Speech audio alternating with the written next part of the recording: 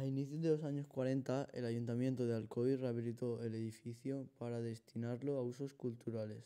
El 18/7/1945 se inauguraba el museo bajo la denominación de Museo de Arte y Biblioteca Pública.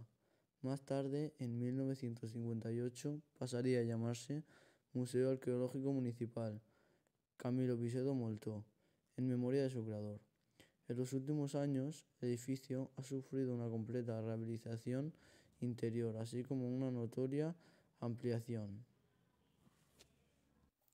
En la planta baja se encuentra una sala de exposiciones cambiantes, destinada a mostrar las últimas investigaciones y hallazgos.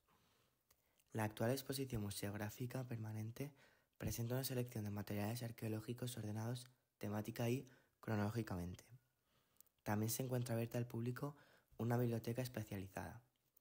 El museo dispone de almacenes, un laboratorio de restauración, un gabinete de dibujo y un área de administración.